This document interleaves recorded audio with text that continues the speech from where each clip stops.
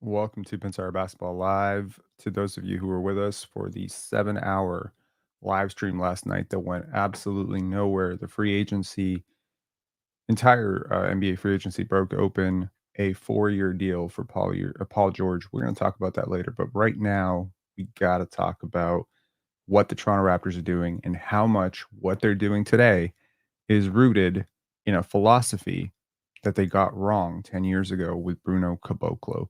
Now, to anyone who is curious to check this out later, there's a very beautiful article by The Ringer, which finally exposes the entire truth of how the Toronto Raptors shocked the world 10 years ago when they selected Brazilian forward Bruno Caboclo, whom half the NBA world had never heard of, or most of the NBA world had never heard of.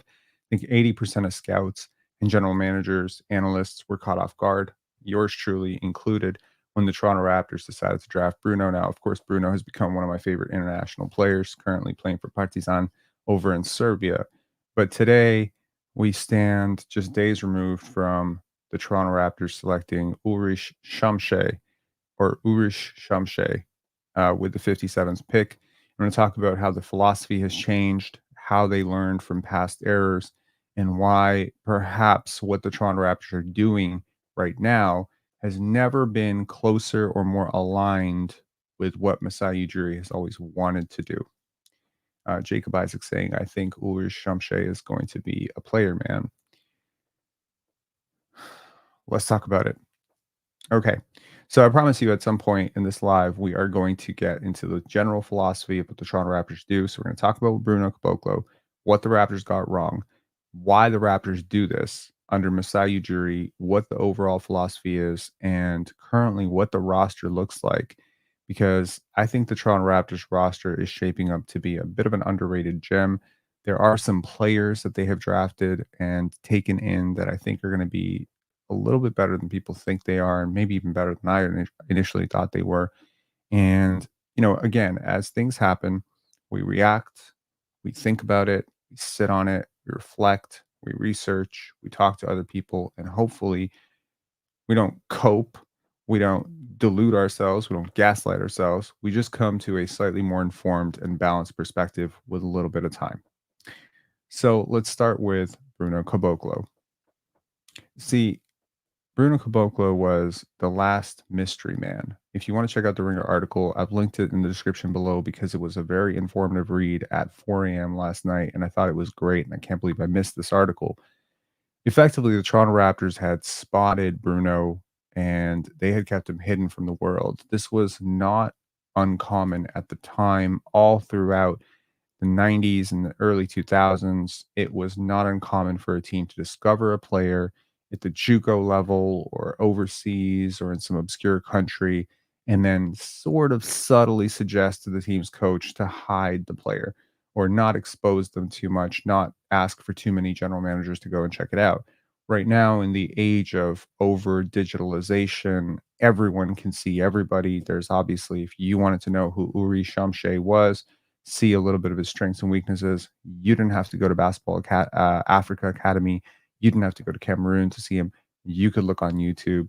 You could probably access their scouting services that are high cost scouting services that'll have all of his possessions broken down. So everyone has access now. So the leveling of the playing field has been to the detriment of sleuthy scouts.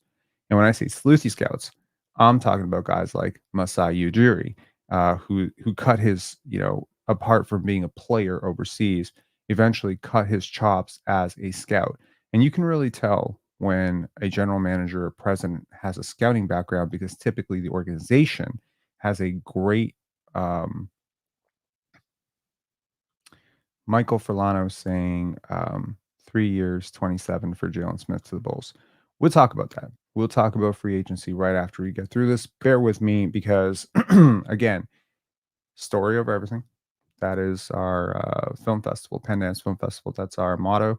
And frankly, story over everything should be the motto of just about every single thing I do because I do believe the stories matter. And I think that the story of what the Toronto Raptors are doing is just as important, if not more important, than the individual minutia and the individual transactions of what they're doing. So When the Toronto Raptors found Bruno Caboclo, there were one or two other teams that were vaguely familiar with him or of him. There was, of course, players like, at the time, Leandro Barbosa, who was very familiar with him. Jacob Isaac saying, "You've been going hard, my boy. I appreciate it. Thanks a lot. Thanks a lot for the super chat. Appreciate you." And there were the Indiana Pacers and basically nobody else. And so it's a three-way competition. Right now, for the Raptors, Ulrich Chomche, there was a 30-team competition because everyone was aware of him. He was mocked. He was, people were aware of him. So now you got to go one layer deeper in that, okay, everyone's aware of him. What's our competitive edge? What's our competitive advantage? Do we have a unique insight into him? Have we dug deeper into him? Do we know more about him? This is all a matter of edging the field in your favor. You've always got to find that, right? Do we have a unique program? Do we have a unique development coach? The Oklahoma City are the masters of winning on the margins because not only have they employed two of the best scouts in the world, bar none, they also have the best shooting coach in the NBA, which means they're often able to take on non shooting prospects and make them into really good shooters. Look at what they saw with Case Allen Wallace last year. Not that he was a non-shooter, but they made him into a really lights out shooter. So again, you're looking at that across the board and you're seeing case by case teams that are doing this well are going to thrive. Teams that are not doing this well are not going to thrive. Now, the Toronto Raptors, in my opinion, their success, as much as people want to talk about their championship 5 years ago, I believe their championship is owed partly to what they got wrong with Bruno Caboclo. Now, if y'all remember, Bruno Caboclo was a Masai Ujiri pet project. He was very hopeful about him. How hopeful? They were so hopeful about him that in order to aid his transition over to Canada, they ended up trading for Lucas Nogueira, Bebe Nogueira, to have a guy who could help him transition over. It's not the only reason. Obviously, Bebe fit a lot of his prospect needs. He was a 16th pick by the Atlanta Hawks at the time. But I do believe that various times throughout Raptors history, the Raptors have gambled on an international project, tried to perfect the process of making that process smooth. And, with the Raptors, when they picked Andrea Bargnani, at the first overall pick in 2006, there were two moves that were immediately made to make, sorry, three moves that were immediately made to make that transition easier. They hired Maurizio Garradini. They brought in Jorge Garbajosa, and they brought in Rasha Nesterovic. And again, this is an important step when you draft a young player to aid in that young player's development with vets who can help them out and ease the transition. But the one thing they were missing with Bruno Caboclo was they didn't have the 905. And in a lot of ways, very many NBA people credit Bruno Caboclo's failure with the development of the 905. Now, what came of the 905? Fred VanVleet and Pascal Siakam. You don't win a championship without Fred VanVleet and Pascal Siakam. Right now, Fred VanVleet and Pascal Siakam over the last two off seasons, this offseason and last offseason, have signed a combined 94, 95, 96, $97 million annual average contracts. And that is largely due to the work of the 905. I'm convinced that those two players simply do not develop because, again, you're a winning organization. So they came into a winning organization.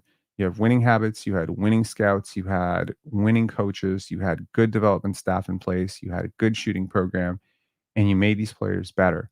You developed them until you were ready to extract value from them. The Raptors were getting actual value from Fred VanVleet and Pascal Siakam on their rookie contract. Bruno Caboclo was supposed to be so much more for the Toronto Raptors than he ended up becoming, right? And part of the reason it didn't get that way is they didn't have the clearest path for him. Now, according to the article, much of the rumors were that anyone else who was going to take him was probably going to leave him overseas for 3 years. The Toronto Raptors decided, no, we're going to bring him over right away. And that's probably a mistake. Now, the Raptors haven't employed the draft and stash method. They always prefer to develop themselves. However, if you're going to develop a player, it helps to have a program. And if you're going to have a program, it helps to have a culture and individuals within that culture who are leading that culture. And this is where I believe the Toronto Raptors fell apart under Nick Nurse. So say what you will about Nick Nurse being involved with the Raptors that did it right. When he was heading the program, the Raptors did not do it right. Delano Banton, you could also argue, of course, that in order to preserve their championship allure and core, that they often traded away first round picks. I believe that the period from 2018 to 2021, this 3-year period in which the Raptors lost draft picks, and then getting Scotty Barnes by tanking, and then another 2 years after that where they traded multiple first round picks, I believe that this period of 5 or 6 years effectively set the Raptors back, plus Tampa, plus the COVID year. I think it set the Raptors back 5 years. I believe half a decade, and that is a direct quote lifted from Masai Ujiri saying, "Tampa set us back half a decade." I didn't understand it at the time. I completely understand it now. The 9 to 5 is so important. The 9 to 5 has not been great lately. Hopefully, that will change. But the Toronto Raptors did not forget how to scout. They simply lacked the means to acquire the players. They didn't have the assets, they didn't have the time, and frankly, they didn't have the personnel in place to develop these guys. Now you have a guy like Ulrich Chomche coming into the Toronto Raptors. You have Jamal Shed, you have Jonathan Mobo, and you have Jacoby Walter. Plus, you have Emmanuel Quickly, RJ Barrett, Scotty Barnes, Grady Dick. Consider these variables upon variables upon variables. By the way, the Toronto Raptors are not done right now, and we will talk about that as well.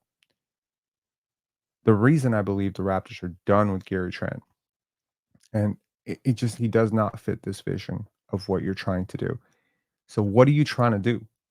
What is it that you're actually trying to do? What are you trying to accomplish here?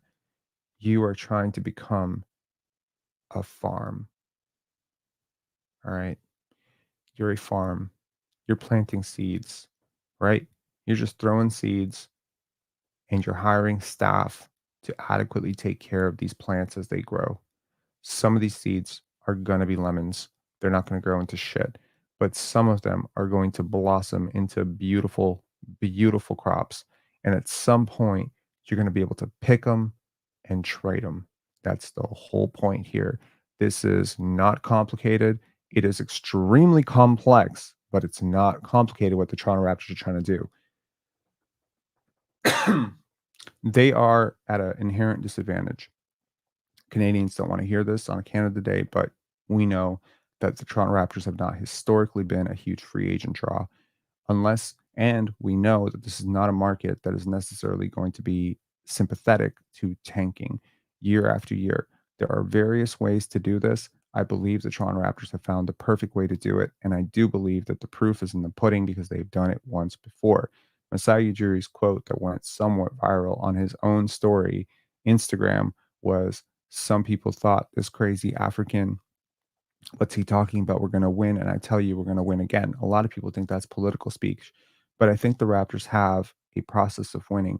It's not the perfect process. Obviously, the OKC Thunder have an even better process, but I believe in the East, among the Eastern Conference teams, when I'm looking around at the other teams in the East and what they're doing, I think the Raptors might be ahead of most teams in the East in terms of what they're doing long term. Obviously, the Boston Celtics are the creme de la creme right now. If you look past the Boston Celtics, I think the Orlando Magic are doing a great job. The Atlanta Hawks might soon be doing a very good job. But the process is very simple. You scout well, you draft well, you develop well, you manage your assets, and then you manage timelines and windows. That's all it is. So right now, the Toronto Raptors have a core which includes Scotty Barnes, extended 5 years. He's under a book for 6 years. Okay, I don't know if he's going to demand a trade at some point, but for now, Scotty Barnes, the contract is a 6-year window from now until he is an unrestricted free agent. Emmanuel Quickly, 5 years. RJ Barrett, 3 years. Grady Dick, you have him under team control for like the next 8 years, right?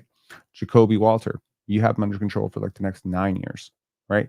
So this core, if it works out, if it blossoms, it's great. But it doesn't have to be this. Emmanuel Quickly and RJ Barrett may not be on this team when the Raptors win their next championship. In fact, I'm pretty sure one of those guys won't be on this team when the Raptors win their next championship. I hope Scotty Barnes is on this team when the Raptors win their next championship. Maybe he's not. Maybe he becomes more DeMar than Kyle. Maybe he becomes more Kyle than Kawhi. We don't know. And that's the whole point. When you do this, you must factor in for your own ignorance to some extent. That's why you take multiple shots at it. You have to be aware that you cannot stake everything on Ulrich Chomche turning into Rudy Gobert or Serge Ibaka. You have to believe that there is a there is just as much chance that Jacoby Walter as a player turns into more of a DeLon Wright level player than he does a DeMar DeRozan type player. You have to know that. You have to account for the fact that there is going to be human error here and that not all these players are going to work out. But guess what? Here's the beautiful part. When you take this many stabs, you don't need all of them to work out. If you follow us on Instagram, there was a beautiful thing that I was looking at last night, and it was Roger Federer, one of the greatest tennis players of all time, talking about how to be successful. And it was really beautiful. And I posted a story after that, which was also about tennis success. Let me take a 1-minute detour into the philosophy of winning. Roger Federer talks about how he won 80% of his matches. But let me ask you a question to those of you who don't follow us on Instagram. What percentage of points do you think that Roger Federer won? I'm talking points as in like if you've played tennis, serve, double fault, you lose the point, you get the point. What percentage of points do you think Roger Federer actually won? Any guesses? I mean, if he's great, he definitely won more than 50% of his points, but no idea. 54%. Roger Federer, one of the greatest tennis players of all time, only won 54% of his points. This was so close, 55%. No, it's 54%, which means, and as he said, when you lose almost half the points, you learn not to focus on that. The second story that I posted was very poetic, in which they did a scientific study about what separated the top 25 tennis players from the top 5 tennis players. Any guesses on that?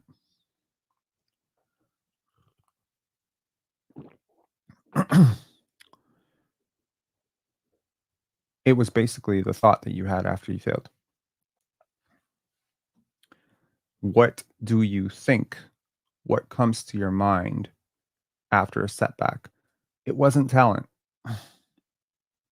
It was not hair flow quality. Thanks a lot for the troll there. It was not talent. It was not height. It was nothing. It was not genetics. It was the thought that you had immediately after a setback, after you were down. What was your thought? What was your process of dealing with a negative outcome? Bruno Caboclo was a negative outcome. The Toronto Raptors leaned harder into perfecting the process. They did not give up and completely reroute the ship. Pascal Siakam is very different than Bruno Caboclo. But in a lot of ways, if you had drafted Pascal Siakam at 18 years old, if he was physically more athletic and gifted or whatever, if you had drafted Pascal Siakam, look, people clown Bruno Caboclo all the time. He had a lot in common with Giannis Antetokounmpo. It wasn't just about the height and the length or whatever. It actually had a lot to do with it had a lot to do with just how raw these players were. Yeah, it's exactly it. It's the mentality. Clutch Tatum saying, real winners look at a setback as a lesson and try to get back as soon as they can. Frauds put their head down and wait for their savior. To some extent, yes. But ultimately what it comes down to is your thought positive or negative? How do you convert a negative outcome into a positive thought?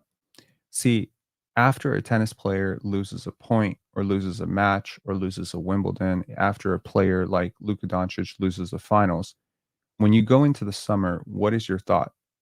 When you lose game 2, what's your thought? If your thought is, we're sunk, we're dead, it's all over. If you're wired negative, your outcome will eventually be negative. If you're positive, if you think we'll get it next time, it's just a game, we're going to be positive. It's such a transformative thing. And that is ultimately the shift between the top 5 players and the top 25 players because it's not physique at that point. It's not talent, it's mentality. That's the difference. Michael Jordan is not completely different from a Kobe Bryant. It's not completely different from a Dwayne Wade. It's not completely different from a Kevin Durant or a Devin Booker or whoever you want to talk about. Like all the greatest players, they're separated by mere inches when it comes to talent. What's separated is mentality. Michael Jordan did not get down after losing a game. He got up. Michael Jordan didn't get down after being down 2, down 4. What I really admire about the Toronto Raptors right now is they seem to be piling on players who have this mentality of don't get down on yourself, don't beat yourself up, get up, do it next. There are a couple players on this team that do match the description of the opposite type. Hopefully, they will get better. I think RJ Barrett, for instance, is a player who is often very hard on himself and can spiral a little bit when things are going bad. But let's hope that he's 23, he can get better at that. But Scotty Barnes is the ultimate optimist, man. He's not a person who gets down on himself. All the shit that he went through in year 2, trust me, he continued to work. It never shattered him. And you're going to take on the personality of your best player anyway in a basketball team, in a basketball setting. Darko Rajakovic, same way. Ultimate optimist, man. Like, team is like going 30, 31 players coming onto your team. You got Jonte Porter scandal. Darko's just like, let's see what we can learn today. That's the perfect attitude for this, right? Dat Canadian saying a chain is only as strong as its weakest link. Same could be said for teams. Yeah, absolutely. So what I think the Toronto Raptors are doing right now is between Jonathan Mobo, I mean, here's a good way to look at it. As prospects, in 2016, how favorably would you compare Fred VanVleet and Pascal Siakam to Jamal Shed and Ulrich Chomche? How close is this as prospects, not as players, not as future values, whatever, as prospects? I mean, I take 22-year-old Fred VanVleet and 21-year-old Pascal Siakam, put them in a gym against Jamal Shed and Ulrich Chomche. What's the score? 2-on-2. Is it close? Are you looking at it as a competitive game? So now the only goal is to understand what is the underlying motivation with these two players. Jamal Shed wired with the same stuff that Fred VanVleet was. Does he have the same doggedness to work, cut his teeth as a third stringer, move himself up to a second stringer? Exactly, right? Uri Shamshe is a great example of raw. He is raw as hell, but he's a better player at 18 than Pascal Siakam was. I'll tell you that. I saw a tape of Pascal Siakam, when he was 18, 19 years old. He don't look any much better, and he's a lot smaller. So, you have a chance here. It's not a great chance. I mean, I would put the odds that those two achieve the outcome of Fred and Pascal at less than 2%, right? But the idea is the same. You take a lot of shots. And what I said earlier about being humble and realizing that not all of your pet projects are going to work out, I think that's a lesson they learned with Bruno Caboclo, right? It's not always going to work out, but you never know. If you drafted Siakam in 2014 in place of Caboclo and had no development reps for him, and you put if you had taken Bruno Caboclo and Pascal Siakam and put them into exact opposite paths, let's say at 18 years old, I mean, they were both around the same age, right? Pascal and Bruno were around the same age. Let's say at 18 years old, the pitch in the road is you send Bruno Caboclo to New Mexico State and you put Pascal Siakam in the NBA with no clear direction. 19-year-old, 18-year-old out of Cameroon, no culture, big culture shock, no development, no college, throw him out to the Wolves, right? And Bruno Caboclo goes to New Mexico State. He was already auditioning for a D1 project. And then the Raptors bring him in, put him in the 905, give him a full year. Is there a chance that Bruno Caboclo has the career Pascal Siakam has? I have no idea. Allegedly, according to the article, Bruno had a ton of maturity issues. And I think that that's something the Raptors have figured out as well. Again, organizational knowledge and institutional knowledge passed down from front office to front office, member to member. These things should get better over time. If you're doing or if you're building an organization correctly, these things should get better over time. I think the Toronto Raptors have learned a lot about what went right and what went wrong in past iterations. I'm really hoping I'm really hoping. Steve Stevens saying Siakam was a soccer player. The shifty footwork gave him an edge. I agree. Ulrich Chomche was also a soccer player. Christian Koloko was also a soccer player. You'd be crazy to assume that the Toronto Raptors don't have a certain prototype that they're fitting into.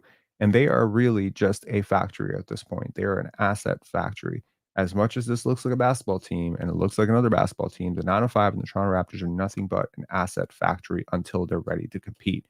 So, right now, with all of this in mind, everything that I've said in mind, now let's think with clear minds what the Toronto Raptors are really trying to do right now, right? Mace 11 saying Bruno and Siakam had very different motors. It's easy to say that now. I think that it is easy to say that now. I don't know if that's true, right? I don't know if that's true. It's like you've been saying all along, you gotta put in the work, create opportunities for the youngins, but then it doesn't turn around the way you imagine. You gotta think about letting it go and moving on. Exactly. And so, as much as we want to think and the other thing that I definitely wanna mention is you don't get the years back. One of the biggest reasons, and I don't wanna say, like, the Raptors have always taken a failure and try to adjust. As much as I think this front office has been fairly criticized for their reluctance to move off of a bad idea and maybe holding on too long, Malachi Flynn, guys like this, Precious Achua, the experiment that never ended. I think to some extent they've adjusted quickly when the failure was large. Bruno Caboclo led to the 905. Bruno Caboclo failing led to the Raptors investing a lot of money into development and understanding that they could not let what happened with Bruno happen to Siakam, happen to anybody else. I believe that that is important. The Raptors have been, whether you see it or not, have been a beacon of prospects developing, right? Over the years. OG Anunoby, Pascal Siakam, Fred VanVleet, we have seen it. But even lesser extent, prospects like DeMar DeRozan. Like, when's the last time the Raptors missed on a lottery pick? Right? You can talk about them missing on a 46 pick, but when's the last time they missed on a lottery pick? Right? So the odds for Grady working out are pretty good if you think about it. And the odds of, identifying whatever is in within Emmanuel quickly and developing that are good.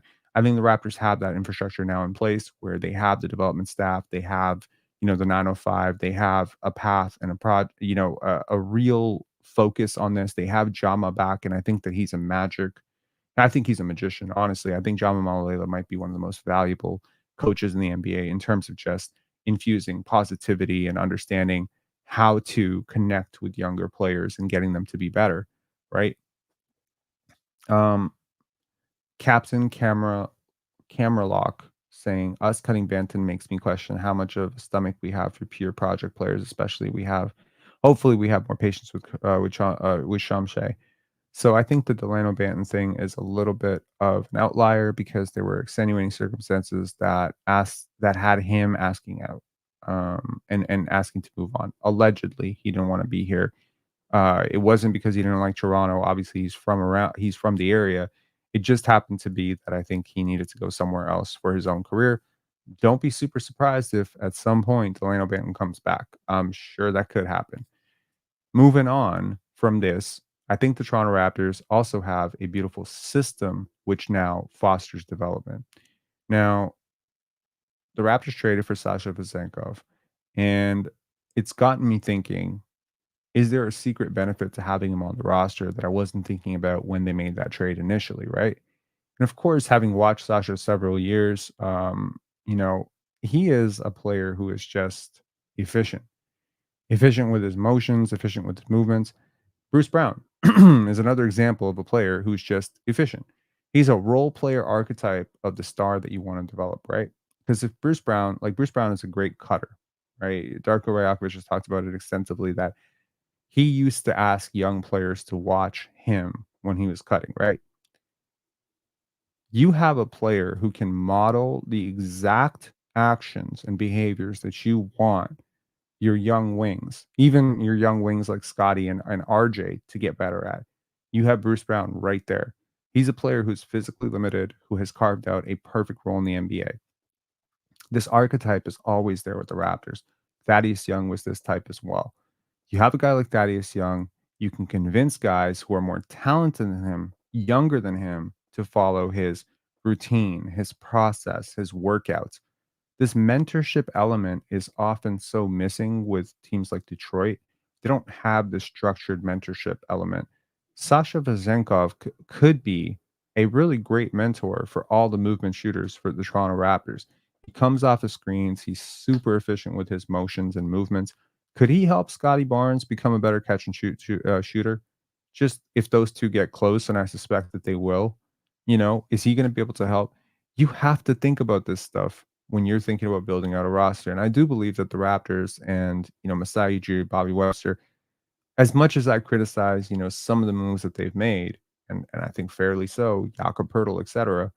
Jakob Pertl is also in that vein of just a very efficient mentor. He's a player who does everything correctly. He's limited as hell. He can't shoot free throws, all that stuff.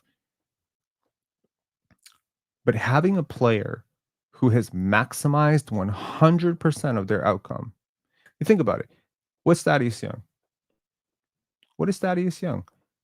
He's an ex lottery player who was brought in as a high flyer, who morphed into a completely different type of player. Thaddeus Young, Garrett Temple, Bruce Brown, Jakob Pertl, Sasha Vezenkov, to some extent, are model NBA players or model professional basketball players. They are players who have taken athletic limitations, skill limitations, and morph themselves into extremely productive basketball players through repetitions, hard work, and intelligence. If you take a player like a Grady Dick and you infuse the talent that he has with the workmanship and process that they have, that's how you build stars, right? You take a guy like DeMar DeRozan, he was the exact example of that. He was pretty athletic, but he wasn't like a super athlete, he wasn't a freak athlete. He was just a worker. You don't think Pascal Siakam became who he became because you had DeMar DeRozan modeling the exact pattern for him? You don't think, I mean, take a look at Kyle Lowry and DeMar DeRozan, how they worked and how they approached their process became the blueprint for Fred and Pascal.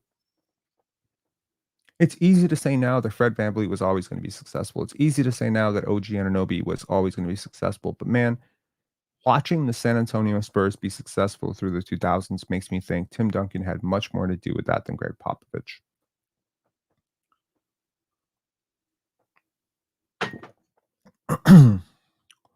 If Masai was given the second pick in 2019, he would have drafted RJ over Ja. Maybe. Banton wanted to leave. Banton is from Mount Olive, which is one of the worst areas in Toronto, and apparently they were extorting him. He was expecting to feed those street figures in the area.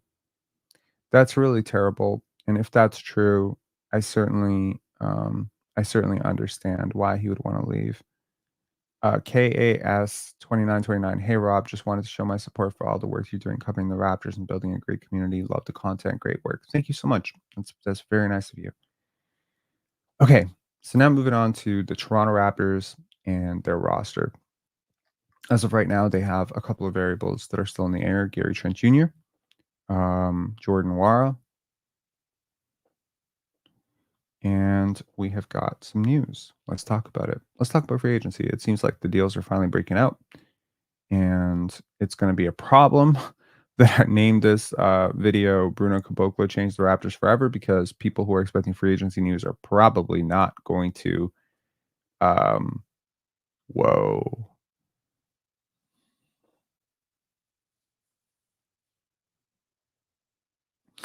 29 a year is quite a bit for Isaiah Hartenstein, but he deserves it. He was massively underpaid last year.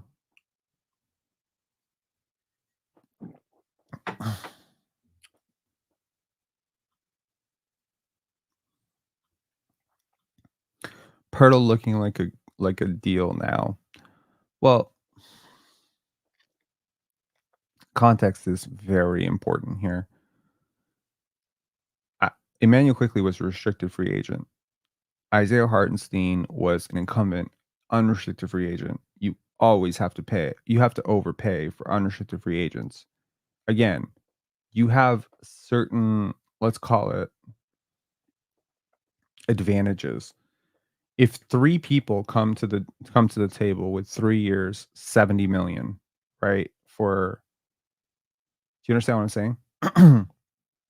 If a big market team comes to Isaiah Hartenstein and offers him 3 years, 70 million, and I'm sure there was a competing offer. The competing offer that I believe for Isaiah Hartenstein was the Knicks. And okay, so by the way, I just want to say I think the Knicks got worse. And let me tell you why. Isaiah Hartenstein, in my opinion, is just as valuable, if not, well, I don't want to say just as valuable. He's 90% as valuable as Mikal Bridges. So everything I heard from the Knicks was, so I've heard Hartenstein, but I've heard him I've heard other people say Hartenstein. We're just gonna we'll go with Hartenstein. I used to call him Hartenstein, so I don't know why I was making it like that, but anyways, we'll figure it out at some point. Don't worry. All right, let's talk free agency. But I do believe that if you compare Emmanuel quickly to Isaiah, like that's not necessarily the same thing. You know, um, OKC is a small market team. OKC has crazy, crazy, crazy discount contracts. They have Alex Caruso for less than $10 million. They still have Jalen Williams, J Dub on a rookie contract. They have Kason Wallace on a rookie contract. They have Nikola Topic on a rookie contract. You've got to consider the roster building implications here. They got Chet Holmgren on a rookie contract. It doesn't matter that you overpay Isaiah Hartenstein because you have all these other kids on such discount deals. And you're a small market team. You had to overpay him. They overpaid him, right? So it's not relevant. What is relevant, of course, is that one of the best centers in the league just went to the West. And yes, it is a good thing for the Raptors. Okay, let's take a look here. Let me just pull up Twitter/X. I'm gonna call it Twitter forever. Liberals saying Hartenstein. That doesn't help. That's not helping. Sahaj Chawla saying the OKC Thunder just got the player, which basically fixed their biggest problem. Yeah. Okay. You know what I'm gonna do? I'm gonna morph this into I'm gonna morph this into free agency day 2. Because now that we're done the Bruno Caboclo thing, let's morph this live into that. We'll change the live's title after to the same thing, but just give me 1 second as I morph this title to free agency day 2. I'm probably gonna also change the thumbnail because I don't really want to start it over again.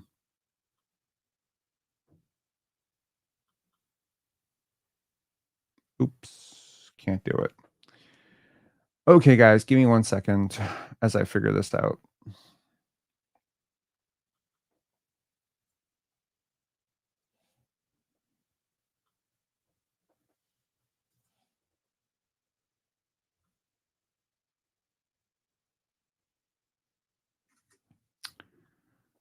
One sec.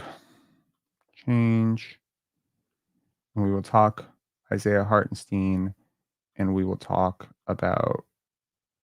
Come on, man. What?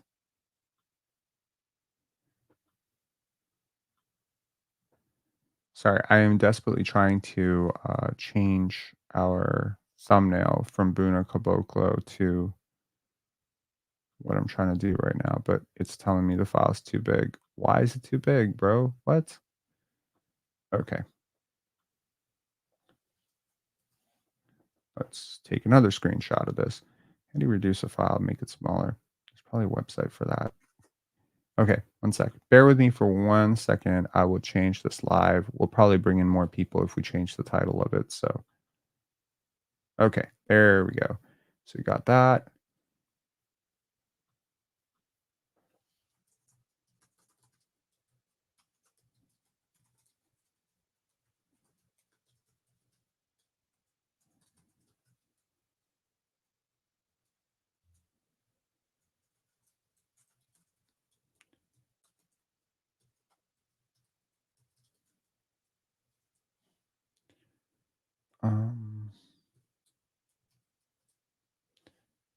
Stein. Okay. We have now changed the title of our live, but we have not changed the description,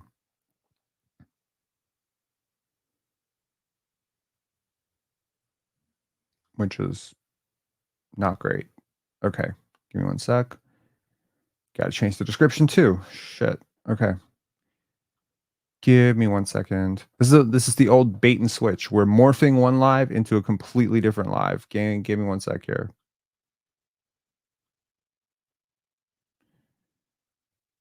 Um, I didn't wanna start a completely new one. We already got like over 200 people in here, so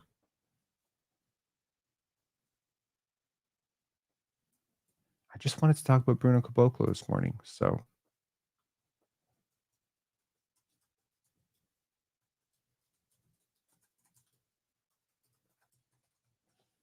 okay, we are good to go. We're good, guys. I apologize. Y'all bared with me. Okay.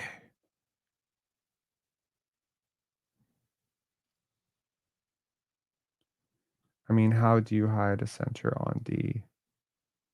Aiden. Okay, I'm gonna ask people. Please don't repeat questions. I think I don't know if you're the person that's been asking this on Yeko trade over and over and over again, but just don't repeat it. If I'm ignoring it, it's probably for good reason.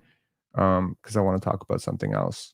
Like if you absolutely must, I don't mean to be money grabby or whatever, but if you're gonna do this, like if you're like, okay, you got to answer my question, then super chat it, and then I'll have to answer it. Okay. Like, I try to be pretty, responsive to the comments, but yeah. Um, but, like, all caps lock or repeat spamming a question, it's not necessary. Okay, let's go to Twitter, and let's start our free agency component of this show at 42 minutes.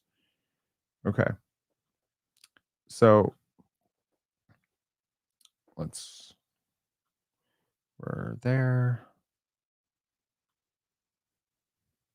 Okay.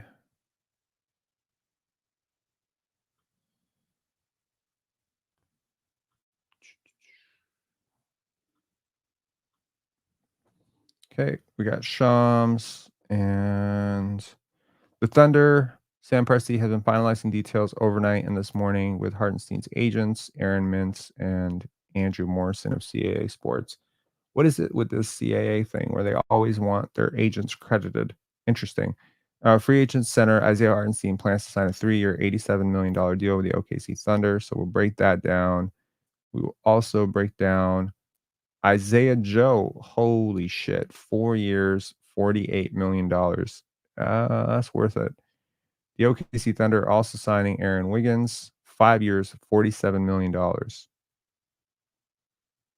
Wow. So OKC declined his $2 million trade option and secured him for 5 years, 47 million.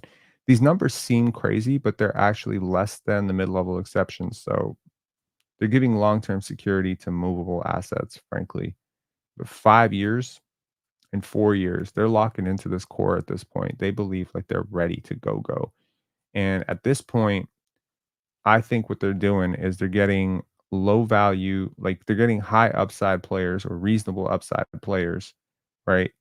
And they got all the draft picks in the world to move off these contracts if they ever backfire. So this is great team management by OKC. I find myself consistently in awe of Sam Presti and his ability to maneuver. Um, so we're gonna talk about these two deals specifically. So we're talking about 3 deals, 4 deals, 5 deals.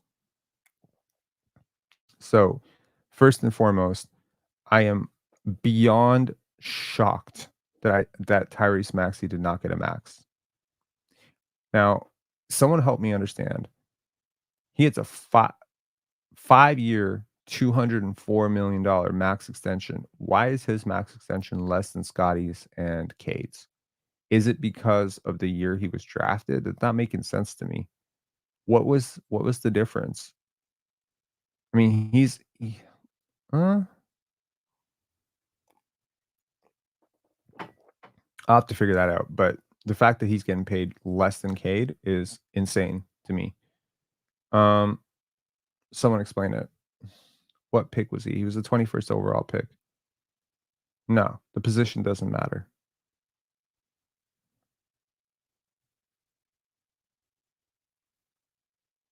I mean, they're calling it a max extension, and I'm sure it is. His agent would be insane to negotiate anything less than a max.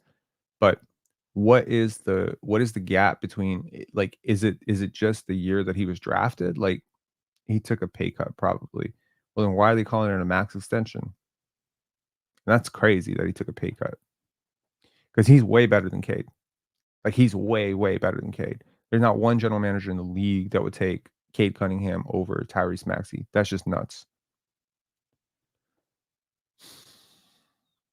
Steve Stevens, do you think some of these players are taking back end payouts to sign these deals? Absolutely not. That would be crazy. You have no idea the implications of doing something like that. It's like, yeah, next level. Rob Birdman saying he is the future of that team. He absolutely is the future of that team. Maybe cheaper when he signs with extension. I have no idea, man. I really don't. I'm not completely, again, could be guaranteed. His non guaranteed could be higher. I don't think that's it. But sure. Okay. Anyways, so let's talk about these extensions. First of all, the Philadelphia 76ers getting Tyrese Maxey at 5 years, 204 million, locking in the core, locking in what a lot of people are calling the best big 3 in the NBA. I think that the Philadelphia 76ers are a pretty trash organization. Uh-oh. Here we go. All right. I'm gonna be a hater for 5 minutes. Y'all ignore me. If you're a Sixers fan, just tune away. This is not gonna be fun for you. Paul George is not on Tyrese Maxey's timeline. You can make a case that 32-year-old Paul George is still a really good player. He's not 32 though, right? He's 33, 34. Maybe the equation does change if he's 32, but he's not 32. Um, let me see if I can pull up Spot Track NBA free agents just to give clearer.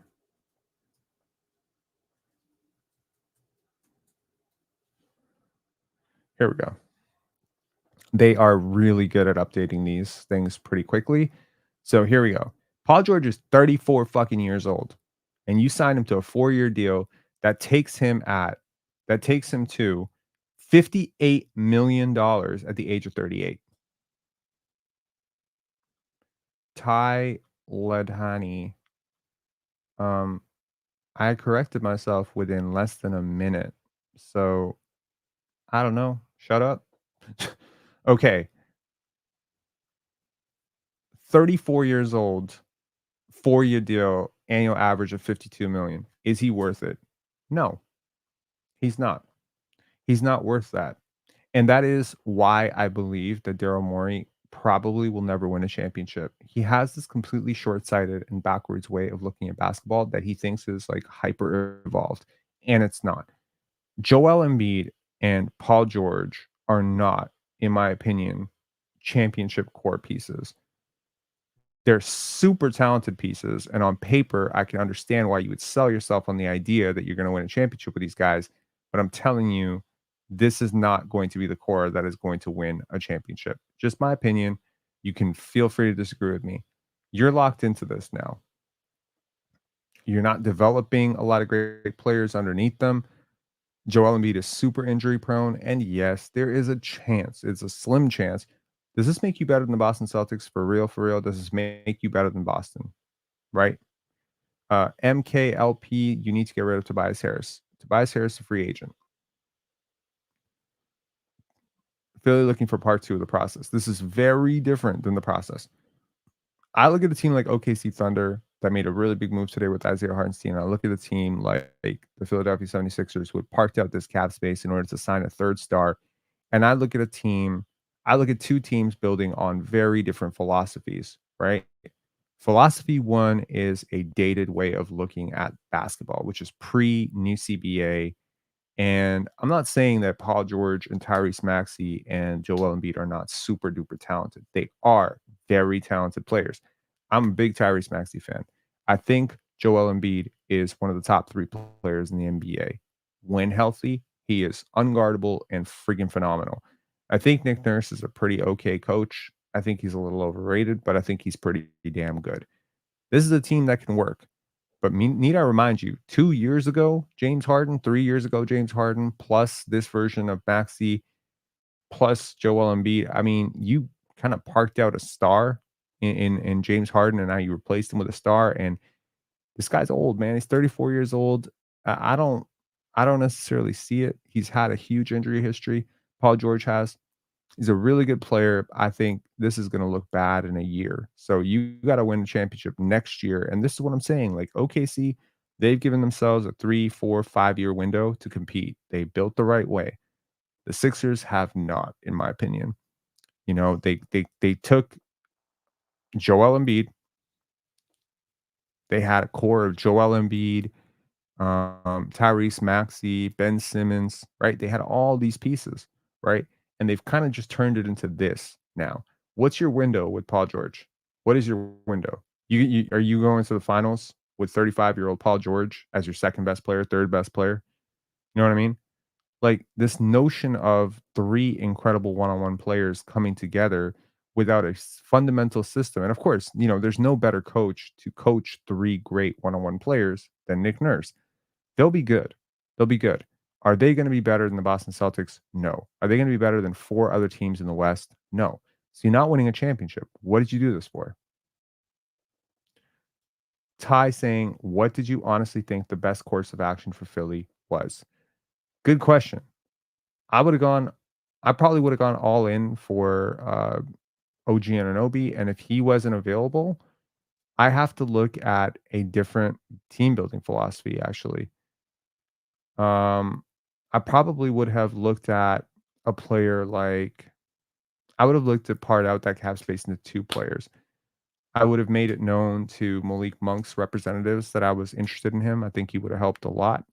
Could have absorbed a really big trade. I mean, honestly, if you were just going to sign this, here's a question for you. What's the gap right now? Okay, just bear with me a second. I understand Paul George is a way better player than Zach LaVine, but what would you rather have? Paul George at 34 years old, 211 million across 4 years as a brand new inked contract, win the headline, win free agency, you know, you obviously Paul George was a big fish. You reeled in the big fish. Congratulations. Or again, given where you are as a team, would you rather have had Tobias Harris sign and trade or just a straight absorption of Zach Levine's contract plus future picks? How far are you? How Zach Levine's 30. He's a 29, 29 years old. He's also had a lot of injuries. He's a great isolation player. He's a former all-star. What's the gap between a 29-year-old Zach Levine and a 34-year-old Paul George? Is Paul George better? Yes, he is better. He's a better defender. He's better on offense. He's good at playing off of players. But what's the gap? What is the major gap here? The gap is 20 million. Well, first of all, the gap is $15 million. The gap is an extra year, right? Vegan Grass saying Tobias Harris to the Pistons. Called it. Love it. I did call that. I'm not capping on that. Okay. Let's see. Okay.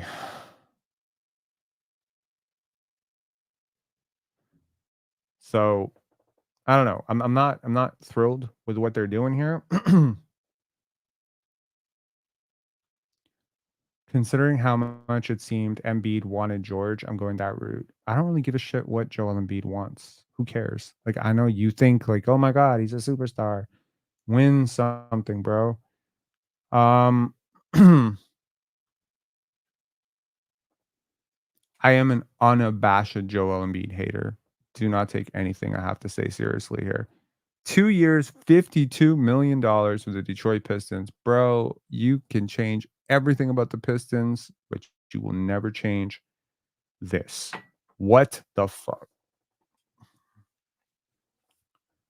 2 years, $52 million. Is this real life? All right, well, at least you get flexibility. I mean, that's a really huge, but again, I mean, you gotta look at it from the perspective, who the hell wants to go play for the Pistons? I said it, like, you gotta look at it from that perspective. You gotta entice someone to come over to a really bad organization right now that has not won in many years. When's the last time the Pistons were a good team? 2008, 2007, right? Abu saying that's RJ money. Um, Listen, that's a little disingenuous, and I'll tell you why. RJ Barrett is 24 years old. So RJ money is partially upside RJ money, right? So now you've got potentially in 2 years, assuming that's not a if that's a player option, he's picking it up. If it's a team option, they're not picking it up. If I was DeMar, I would have jumped on Detroit cap space. DeMar got way too much pride to go and friggin' go to, who I think DeMar DeRozan might go to? San Antonio.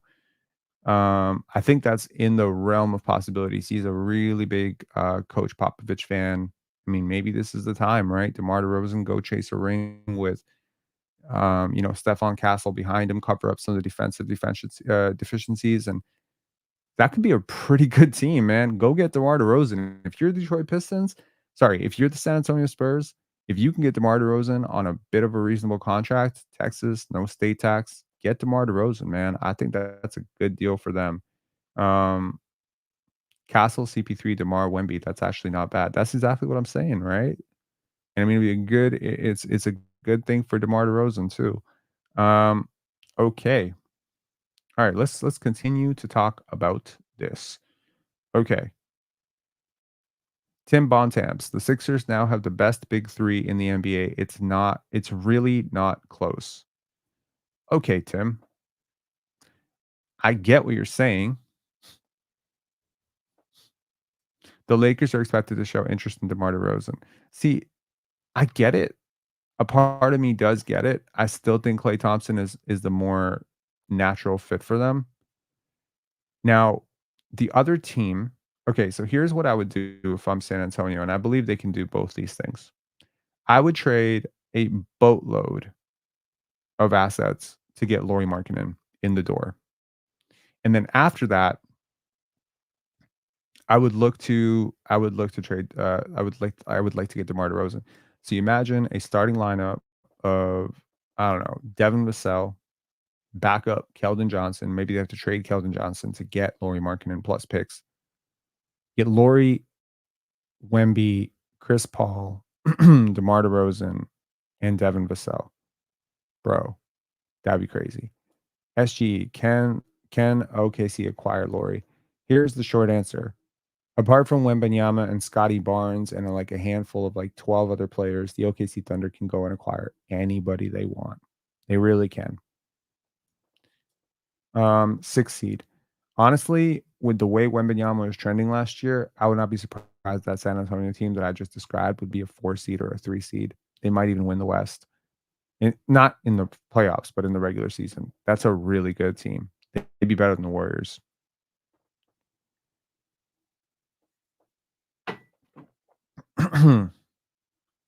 Buddy saying, Lakers show interest in everyone. They think every player is going there. Well, you know what? They've got a pretty appetizing situation right now.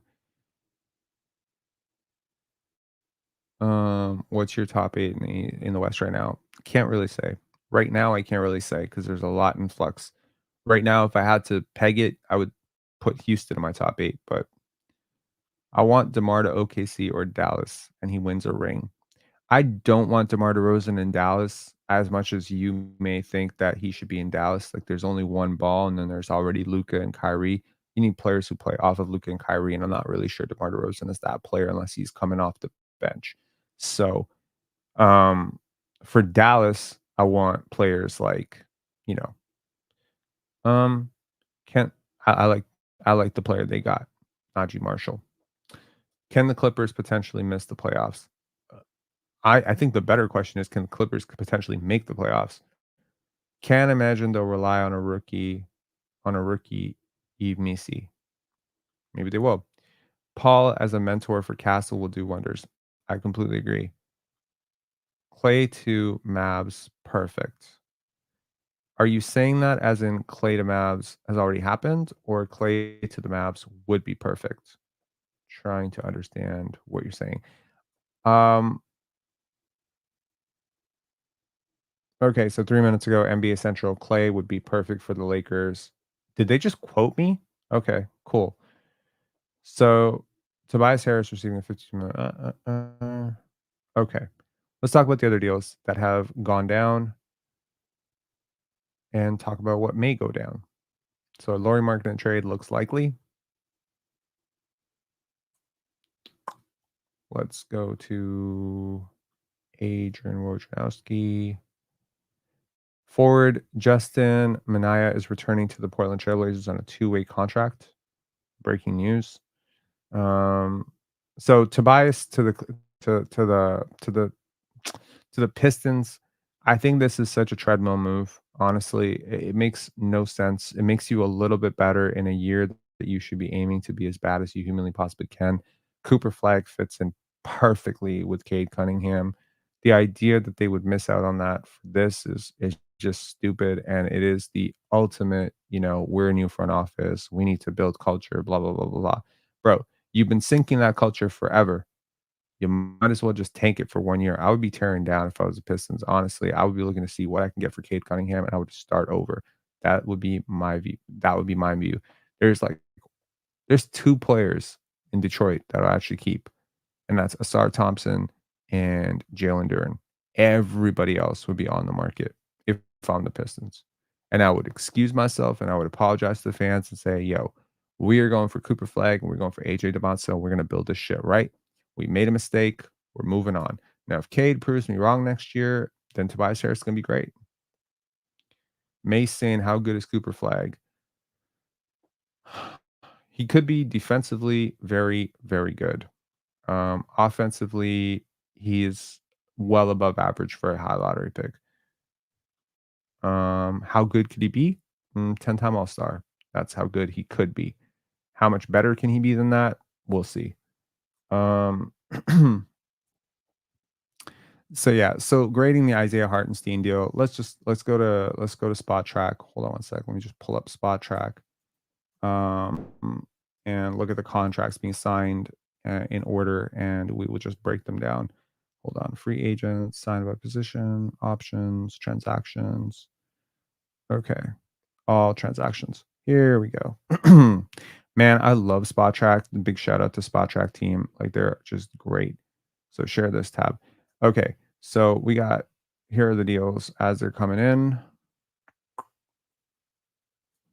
So what we missed was Kelly Oubre Jr. 2 year, 16 million. I give that a solid. That's good. It includes a player option for the final year. That's pretty cool. That's a good deal for him. Um, okay, let's go. Is there anything we missed? Is there anything we missed? So these are all the contracts. So Obi Toppin. We talked about Obi Toppin. We talked about Alex Len. We talked about these contracts yesterday. We talked about KCP, right? Talked about Najee Marshall. We talked. Okay.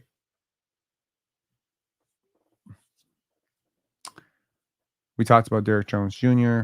So yeah, so we got to start at Kelly Oubre Jr. 2 year, 16 million. I think solid, like B plus, right? Paul George. I'm gonna give that a B minus. Understand it short term, but the back end of that deal, $58 million, $56 million in the final 2 years is just, I mean, to me, it's a little crazy. There's not a chance in hell he's going to be worth it. And at that point, right now, I'm doing everything in my power to trade for Philly's 2028 first round pick and 2030 first round pick because I have a feeling those picks are going to be friggin' awful. Tyrese Maxey, 5 years, 203. That's an A plus for me. Like he's worth every penny. Defensive liability for sure, but I mean, like, I don't know. It's interesting. I'm very curious now. Do they have the money to re-sign DeAnthony Melton? Like, they should re-sign DeAnthony Melton. He's a good player. Aaron Wiggins, 5 years, 47. No complaints. B plus. Isaiah Joe, 4 years, 48 million, shooting at a premium, young player, A minus. Jalen Smith, 3 years, 27 million to the Chicago Bulls. It's less than the mid level. He certainly earned it. I give it a B plus. Isaiah Hartenstein, 3 years, 87 million. Yes, it is a criminal overpay for what he provides. His fair market value probably should have been 3 years, 65 million. So, in my opinion, they overpaid by $22 million to get him to bite and to come to a smaller market. I think it's a good fit next to Chet Holmgren. I think he's going to be a really good organizational fit for that team. I give it an A minus. Just again, a slight overpay, but I understand why they did it. It's a good deal. And Tobias Harris, 2 years, 52 million. And of course, the Pistons just keep losing. A D minus, borderline F. I understand it from the perspective of being more competitive. I don't think you need to be short sighted here. You're not going anywhere fast. I don't believe in this core long term. It's just stupid. Daniel Franklin saying, I really like what the Bulls are doing. Why? I mean, I don't hate it. Zigsaw Puzzle saying, someone call your goat. He's crying. I don't know if he's crying. He should be crying. I don't know if he is crying, though. All right. So, all right. Let's see who's still available and let's talk about what could happen in the next few hours. Because obviously a lot of these conversations happened last night. So now we still have the LeBron James matzo ball. Obviously, LeBron is waiting to sign until they figure out who else they can absorb into that cap space. I still believe that Klay Thompson is the top target here. Other targets for them could include Gary Trent Jr. If they miss out on Klay Thompson, Gary Trent Jr. is the natural fallback. I believe that Gary Trent Jr. will be a higher priority, and should be a higher priority if they're not stupid than DeMar DeRozan. DeMar DeRozan really, sorry, I apologize. It should be Klay, then DeMar, then Gary. So it should be in that order. Those three players, I think, should be that.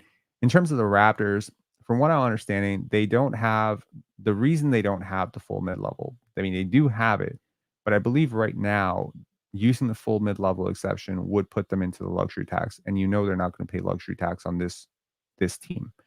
So that being said, you'll have slightly less than the mid level exception because of how much money you took back the in the Kings trade.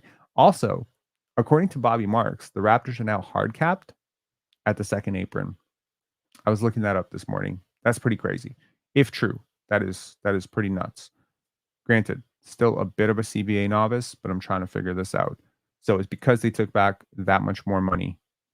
My hot take on the same contract, Gary Trent Jr. is better than Klay at this point. He is. I don't know if he is, but he probably is. Yeah. No. I think you're overrating Gary there. They're both equally kind of just falling off a little bit. Gary could be really good. The issue is Gary was pretty bad on contested threes last year. What do you think of Kyle Anderson? I think he's great. Klay can play defense. Not anymore. I think Klay is better. What if Vesenkov leaves, though? I am actually really, really, really leaning towards like, okay, so 2 days ago, I was leaning towards he's going to leave. And today I'm leaning towards he's going to stay. And the Raptors are going to like really, really try to sell him on staying. I think they like him. And it's not really they like him, it's Darko likes him. Gary Trent Jr. never went 0 for 10 in an elimination game. How many elimination games has Gary Trent Jr. been in for him to even do that? Gary Trent Jr. has also never scored more than 20 points in a quarter. I mean, come on, man.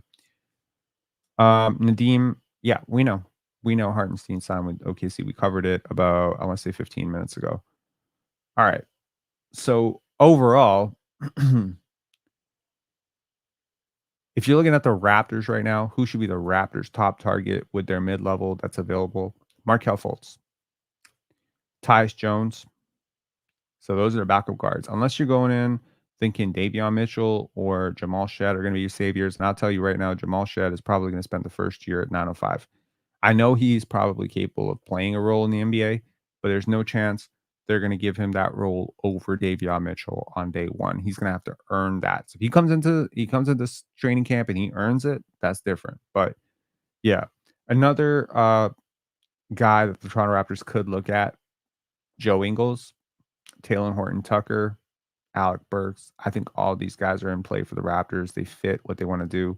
This would be a pipe dream, but D'Anthony Melton would be incredible. Mo Wagner fits very well, I think, with what the Raptors wanna do, and if they can get him, it would be a bit of a dream. Sadiq Bey, I wouldn't, but I understand if the Raptors did decide to do that, it probably wouldn't make sense. Precious Achiuwa,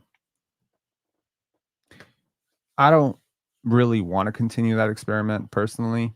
Boban Marjanovic, I would do it. I would do it. Just on a minimum, I would absolutely do it. Boban is just a great human being.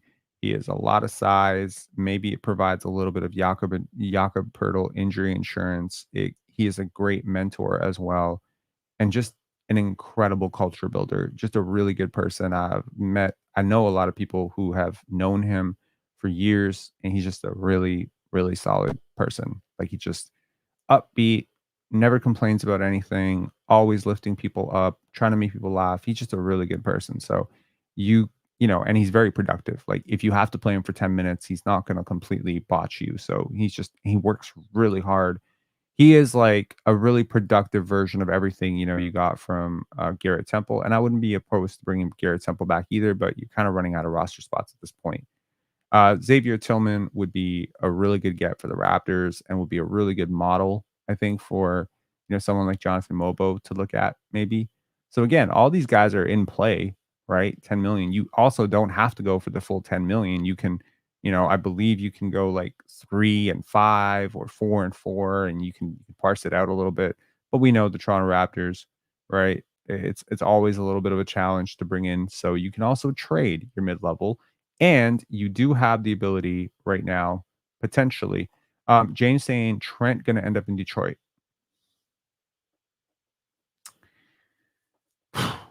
It could happen.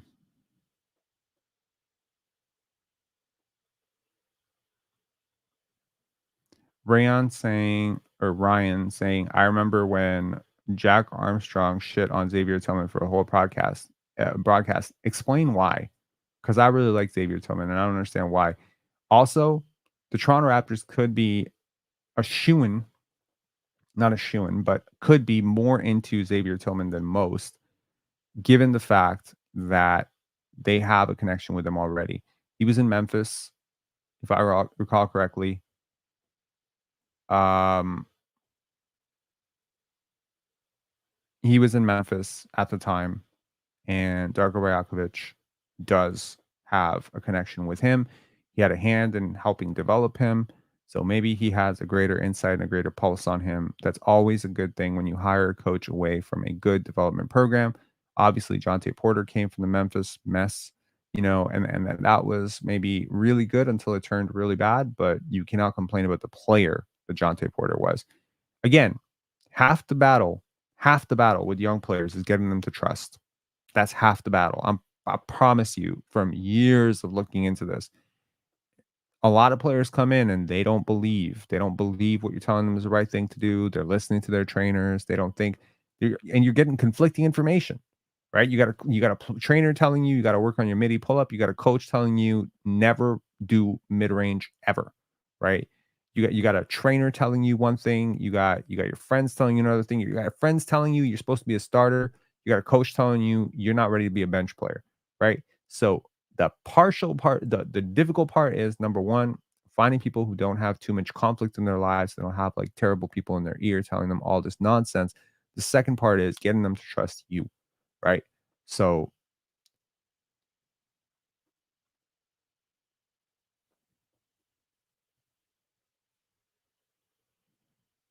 he repeatedly said he doesn't have much skill. You know what? I remember this. And I thought that was very, very stupid and off-putting. And I think I even commented on it at the time.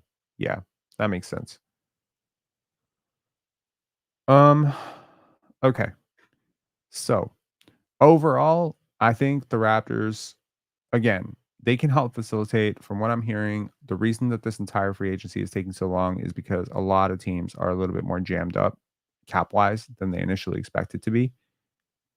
So that's at least part of what is, creating this mess.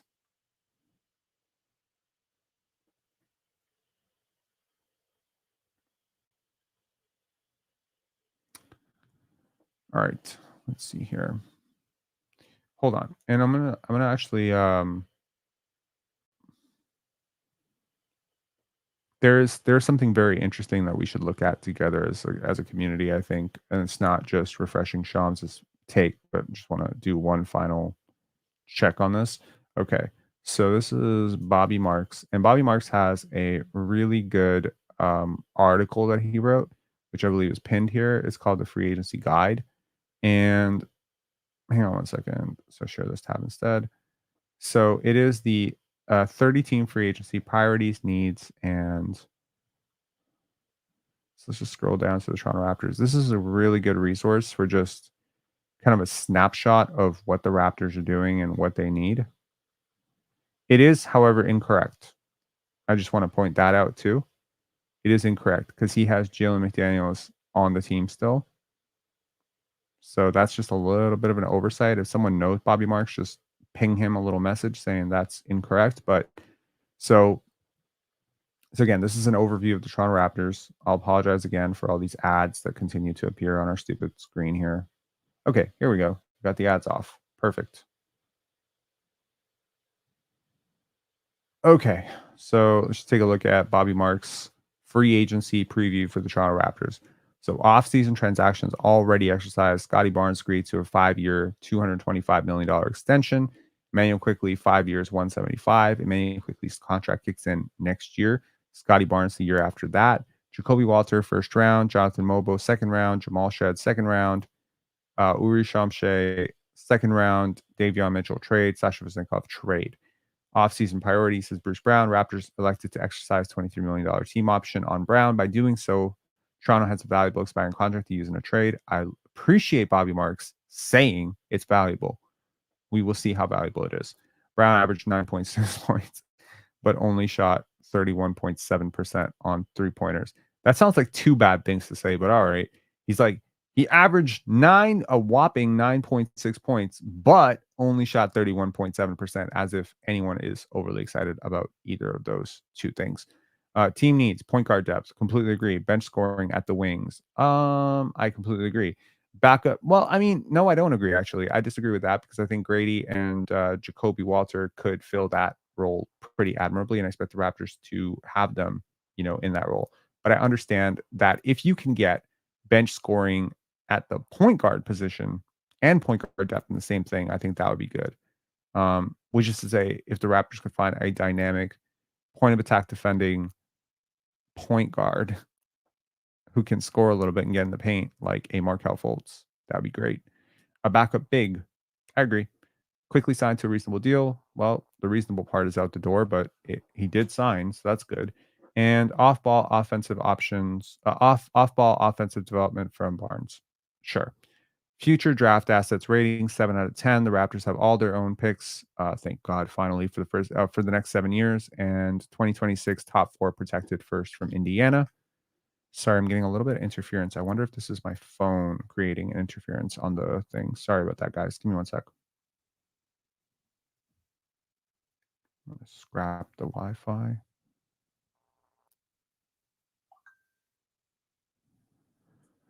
Okay. Cash. Okay, so and we have 6 second round picks available as well. So that's worth noting. Um, I agree. I agree completely. Um, so available exceptions is the $12.9 million non-tax mid-level. Again, sort of a caveat. Using that full mid-level would put them into the tax. They have a trade exception from the Pascal Siakam trade of 10.2 million. second round and veteran minimum exceptions. So again, the second round exception, new for the CBA, you don't have to dip into your mid-level exception to sign your second round pick.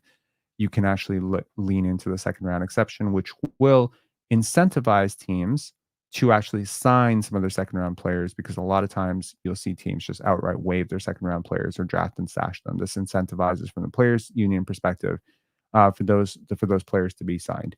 Um, the CBA impact, the Raptors are hard capped at 189.5 second apron. They took more money in the trade back with Sacramento. If true, it doesn't really matter because the Raptors weren't going to approach that number anyways.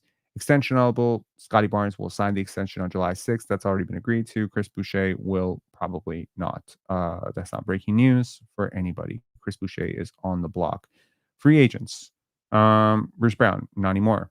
Jordan Wara, Gary Trent Jr., Emmanuel Quickly, not anymore, and Gary Temple. So really, if the Raptors do absolutely nothing, they're done, right? And I understand why most people think, well, then they're done, right? But I don't think they're going to do nothing. I think that there is a version of this in which they are not even close to done, and I don't think Bruce Brown necessarily fits their needs. If Bruce Brown is your backup point guard next year, how are you feeling? Not too bad, not great either. Let's see here.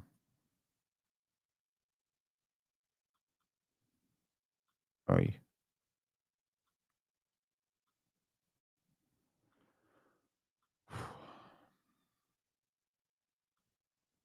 When is Temple signing? Probably last.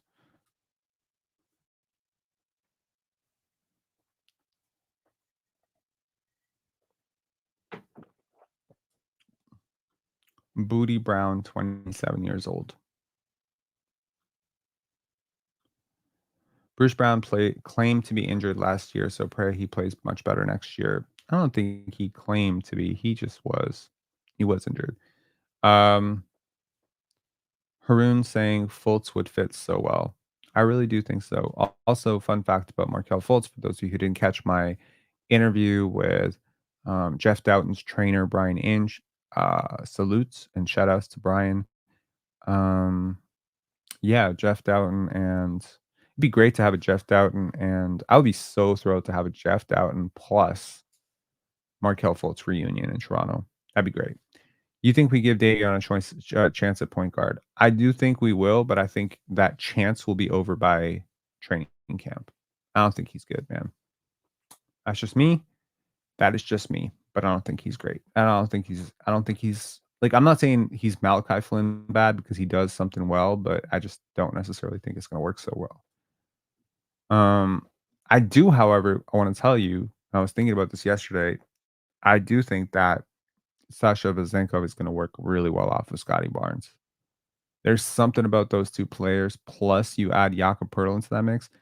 You put Scotty in a front court with Sasha and Jakob. The spacing becomes very interesting. Very interesting with those three players in the front court. AL Gid ALGID saying nobody is an upgrade on Brown at this point. Yes, please write that in an email and forward it to every general manager in the league. Look, man, I'm totally on board with this idea that Bruce Brown would be a pretty good player. Like he's one of the top 150 to 160 players in the NBA, right? But he's being paid like he's one of the top 100 players in the NBA. Do we have a coach? Wait, what? Julia Hayden, it happened. Are you head faking? What happened? What happened? What happened? Dude, if you tell me it's Canada Day, I'm gonna flip. I like you, Julia, but don't head fake. What happened? Matt 319. Oh, Paul George to Philly. Shit. Yes, Julia, that happened. It's Dudette, bro. That's funny. I was watching the intro of last night's, live, and I said, "Yes, Paul George is going to Philly." So that's good. I called that at 5:20 PM. Jeez. Bruce Bound, Hunter, your thoughts? Hmm, bro, nothing. You have post notifications on. You shouldn't be getting faked like this. You never know, man. This is like the internet age. You just never know when someone else's, friend is gonna break it. Like Woj, yo, already Woj and Shams have been beat to a breaking news. I believe that Najee Marshall breaking news was not on them. So I don't know, man. Like we're living minute by minute with free agency. I'm getting head faked. Yeah, I know you're not a troll. You've been here long enough. Start a free agency. Oh, it was KCP. Okay, yes, it was KCP that they did not break. You're right.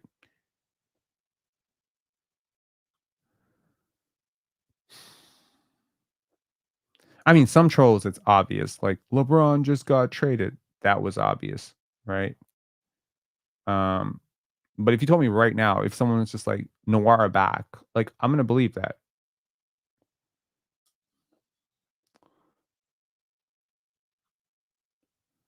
Zilgit scooped Woj and Shams on KCP. James Bryant, please, no all caps. That's the final warning on all caps. If you want to stand out so much, do a super chat. OKC is having a great free agency so far. Yes, they are. No worries. That's cool. The Lakers, to answer your question, they are waiting on LeBron. I mean, sorry, they are waiting on one of these players that they're going to absorb into that slot. It's probably going to be a shooting guard. It's probably going to be Gary Trent Jr., DeMar DeRozan, or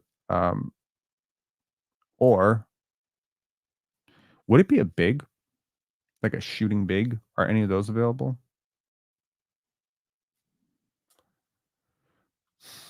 Scotty Barnes traded to Toronto Raptors. You just get banned for that, Haroon.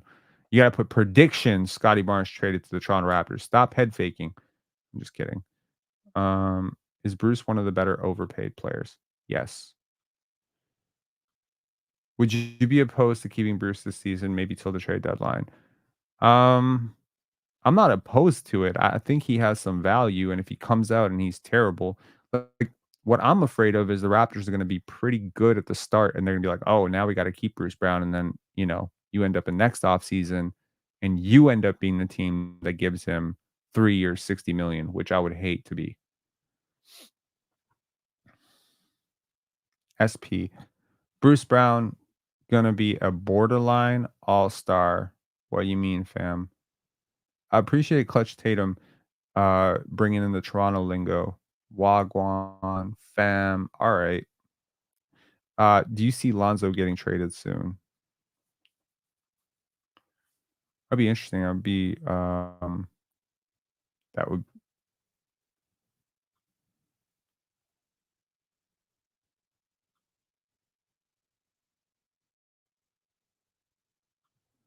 What was your reaction like when you saw Kawhi got traded to us back in the day?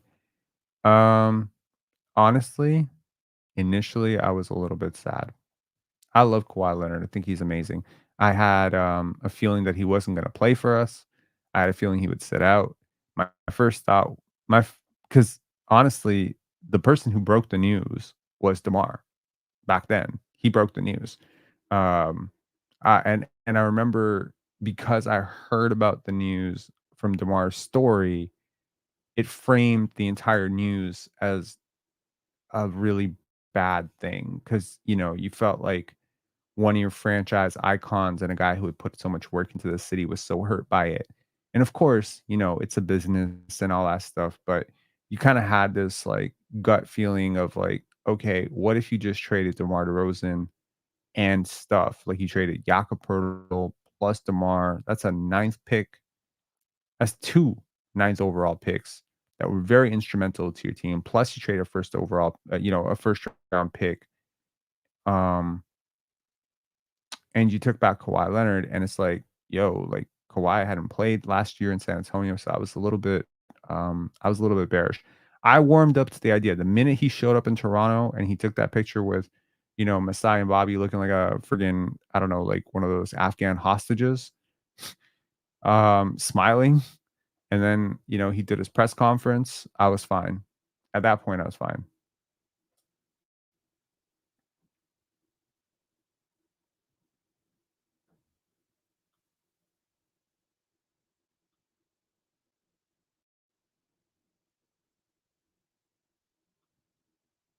Could the Bulls package Lonzo to get off the Levine contract? I'm sorry, are we living in a world where Lonzo Ball is an asset at this point? He's not an asset. He's a liability, and a significant one. He hasn't played basketball in 2 years. I can see DeMar going to Golden State. Um, yeah, I mean, DeMar to Golden State, DeMar to Clippers, DeMar to I don't know about DeMar to Clippers. It would have to be a sign and trade at this point. And the sign and trade from the Clippers would be Norman Powell, interestingly. So it'd be Norman Powell to the Bulls, sign and trade DeMar DeRozan to the Clippers. Again, the salary cap floor is the salary cap floor. You got to meet the requirements. There are certain teams right now that are below the minimum cap. And so those teams are going to have to go and spend money. And at the end, you're going to have a DeAnthony Melton, right? Um, going to a team at some point. What happened to the Gordon Ramsay guy the Raptors had who was dunking on Magic's head tops? I don't know who that is. Doug reporting Gary is good as gone. Now, when is Boucher getting traded? Is Doug reporting that? Yeah, it's been in the wind that Gary's been gone for about a month. Raptors can't afford 3 years, 27.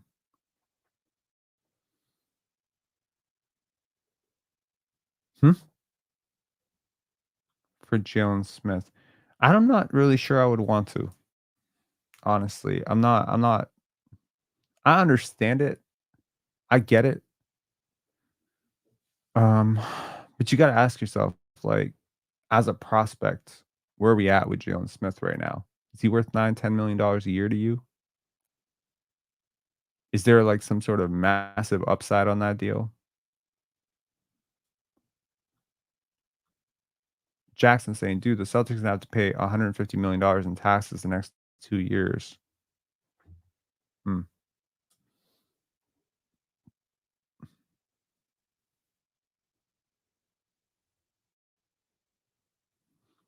I don't know why we're talking about Jemias Ramsey. Gary on the Lakers would be nice. Yeah, man. Gary's interesting. I mean, the Raptors, I understand the like if he doesn't want to come back, and I don't fully understand after you pay Emmanuel quickly $35 million a year, that Gary's probably gonna be like, well, if he's getting 35, I'm worth at least 20. Okay, we got it. We got a deal. Drew Eubanks going 2 years, 10 million Utah. Please remember, for the rest of your lives, the Toronto Raptors thought so little of Drew Eubanks, they literally waived him. Jeez.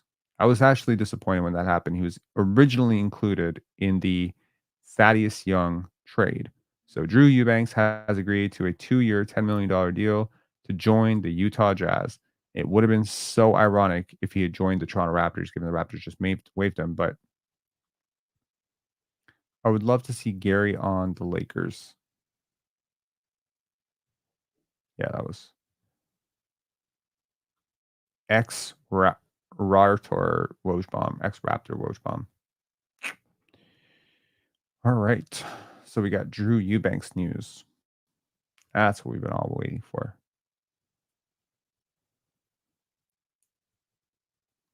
Another one bites the dust.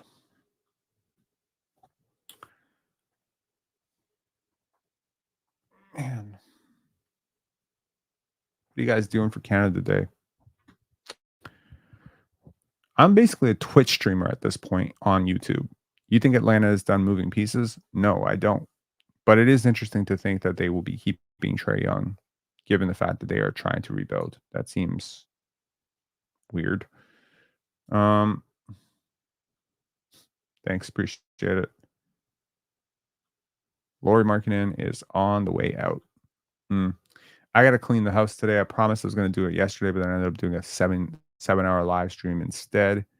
Dog is feeling a little bit better today. Got him real motivated with those bacon chops to get his ass moving this morning, so he went for a nice little walk. Justin saying hitting up the barbecue. That's nice, man. That's good stuff. Um,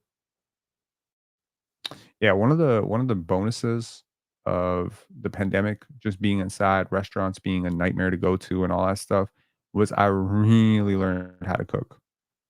Really learned how to cook. I don't mean cook as in like basketball debates. I mean like cook, like real cooking. And I went from, and I just decided like there was these 15 things that I was going to master, you know, and ironically or unironically, they were all very unhealthy variants of fast food dishes that I loved. Um, so I really learned to master Chicago deep dish pizza, um, a version of like the Manchu Wok, Chinese takeout.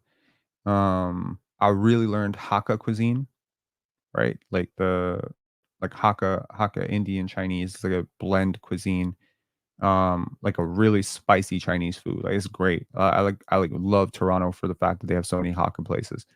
So yeah, so I like learned like General Tao chicken and all that stuff, and I've like really perfected it to the point where when I go to a restaurant now, like we went to a restaurant yesterday, I was like, straight up, I make better chicken than this. So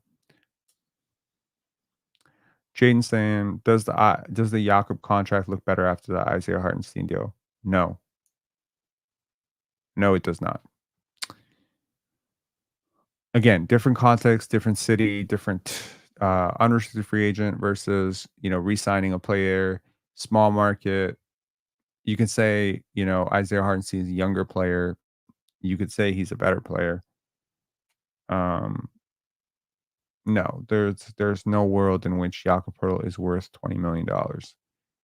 And by the way, there's no world in which Isaiah Hartenstein is worth 27. But again, from a team building philosophy, right? It doesn't matter what you pay any one individual player if it's a short term deal. Also, need I just say, 4-year deal versus 3-year deal is a big difference to me. Could you see marketing on New Orleans? No. I think Lauri Markkanen's landing spots are San Antonio, Atlanta. Um, what are the other teams that actually have the assets to trade for him? OKC.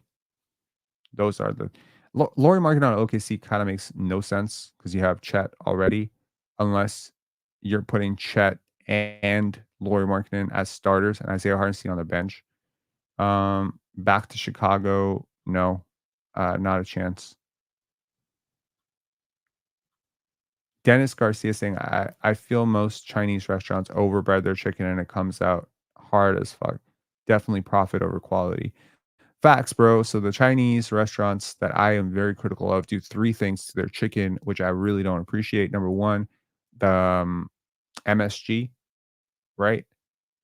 Number 2, they overbread it. You're right. So obviously, breading chicken makes it feel like you're getting more chicken, but you're not really getting more chicken. You're getting like half bread, and it kind of makes you sleepy, and it's not great for you. And then the third thing is they over salt it. So they add way too much salt. Like if your taste buds are not dead, like some fast food restaurants are just like it's way too much salt.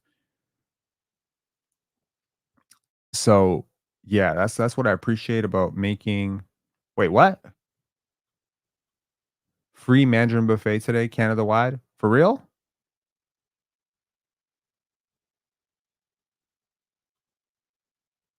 Sorry.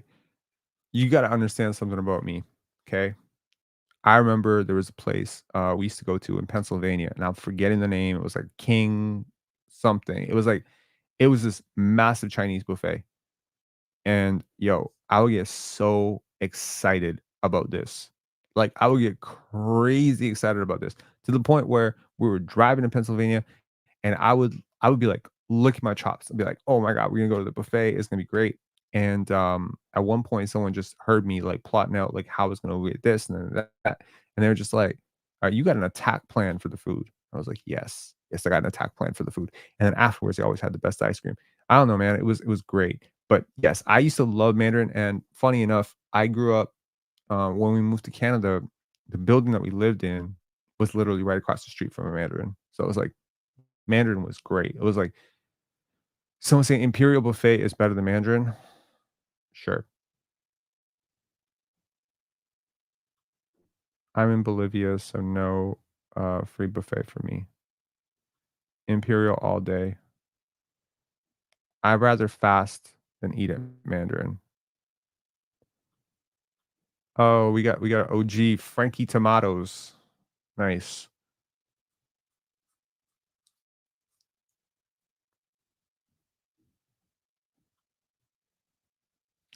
Imperial Buffet. I'm trying to think. I think I went once on a date to Imperial Buffet. The 2 Mandarins that I'm aware of, one's on Birchmount and Eglinton, and the other one is on Yonge and Eglinton. Imperial no longer exists. Yep. Frankie's is done too. We went to a place yesterday. They had an all-you-can-eat variation, but we didn't go with the all-you-can-eat. I ended up going with the bento box. I'm forgetting what it's called, but it's at it's at the Don Mills Plaza, close to Don Mills in Eglinton. So sad when I drive by the tower there. Mandarin free today. Yup, heard that.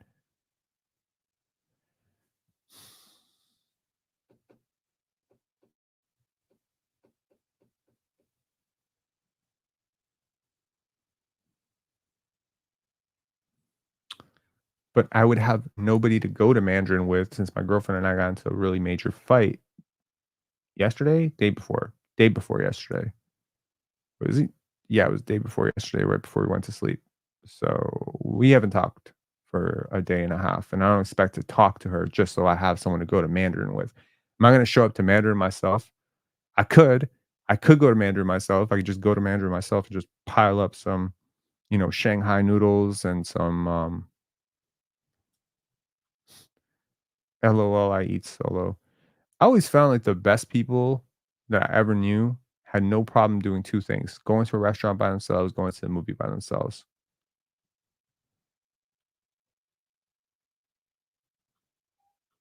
Bro, I'm not in the doghouse.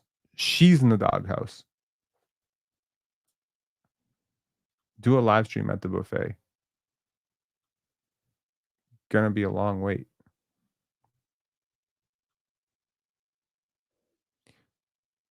So it was yesterday. No, it wasn't yesterday. It was the day before. That's what I'm getting confused about. So so we went to the restaurant. Bro, I'm confused. Was it yesterday? No, she was out of the house yesterday. So it was the day before yesterday. My bad. It was the day before yesterday. I'm losing track of time. It was the day before yesterday. We had a really great day, and then we got into a stupid fight over the dog. There we go. It was Saturday. It's a long weekend. So today is Monday, but I think it's Sunday. And yesterday was Sunday, but it felt like Saturday. We went on Saturday. We went on Saturday to the buffet, which we didn't use the buffet component. And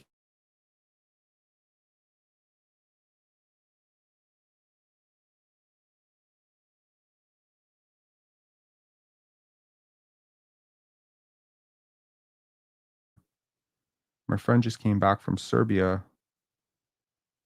I don't think she one of those people who be like, nah, Mandarin, no, we can do better than that. Should I am I too good for Mandarin? Am I too good? Have all these super chats spoiled me? Have all these super chats spoiled me? Am I too bougie for Mandarin? No. I'm never gonna be too bougie for Mandarin. I don't care. I know it's trash food. I know that. like, I completely understand it, you know, right around the COVID times, I got really health conscious, and I fully started to see, like, what was in our food, and it was like, "Damn, this, like" "Oh, has it?" So, I haven't been to Mandarin, like the last time I went to Mandarin was, don't clown me, don't be like, "Oh my god, you took a date to Mandarin." I did take a date to Mandarin in 2011? That's the last time I went to Mandarin, 2011. I had a lot of Mandarin during COVID. It really hasn't been good. Can I ask you a question, Jigsaw Puzzle? Who goes to a buffet during a fucking pandemic? Were you trying to die?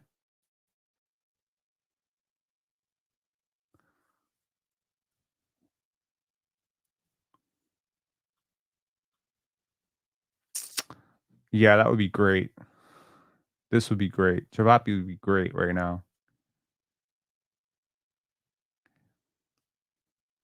You Uber eat you were Uber eating Mandarin? I didn't know they did that. I don't know how they do that, but still very questionable. Anthony Fauci would not approve.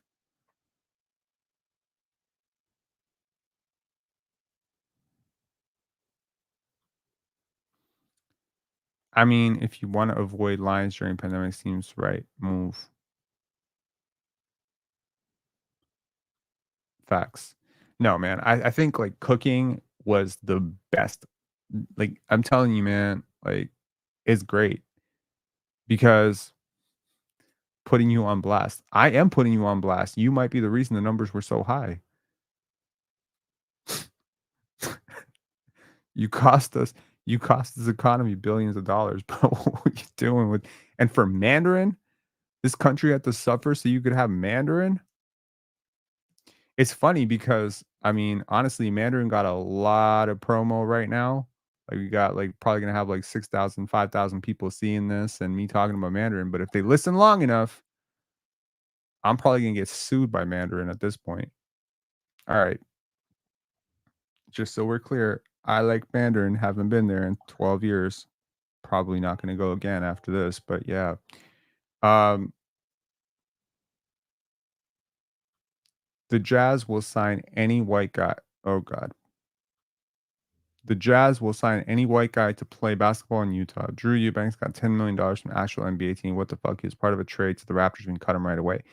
Well, in fairness, just in fairness, probably shouldn't have been cut. Just saying. Did you watch any Euros yesterday? Nope. Okay. So we've had Drew Eubanks on our screen for a long time. Let's refresh and see if anything has changed on this front. It has not.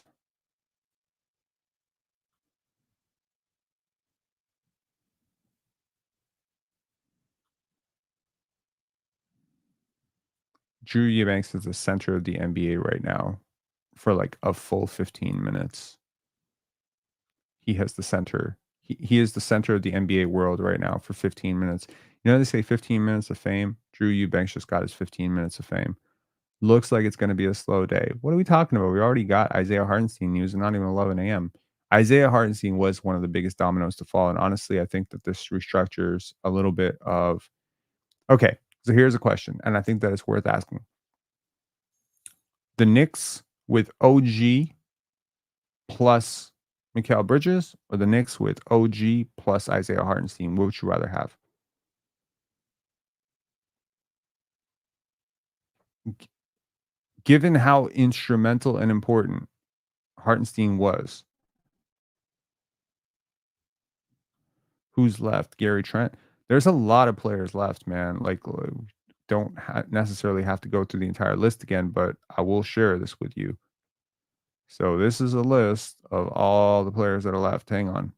They've updated this. So LeBron, Clay, Gordon Hayward, Kyle Lowry, DeMar DeRozan, Buddy Hield, Evan Fournier, Gary Trent Jr., Markel Fultz, Malik Beasley, Tyus Jones, Luke Kennard, Doug McDermott, Hey, there's a couple of other guys Utah Jazz can sign. I'm just kidding. Okay, Gary Harris, Robert Covington, Rashawn Holmes, I believe has agreed to sign a 2-year deal with the Washington Wizards, but we'll see if that comes up. Uh, Nicholas Batum, Joe Ingles, Taylor Horton Tucker, Alec Burks, James Wiseman, Monte Morris, Kyle Anderson, DeAnthony Melton, Mo Wagner, who is likely going back to Orlando once they decide what they're doing with the rest of their cap space. Miles Bridges, Chetty Osman, Isaac Okoro, Daniel Tice. This is interesting.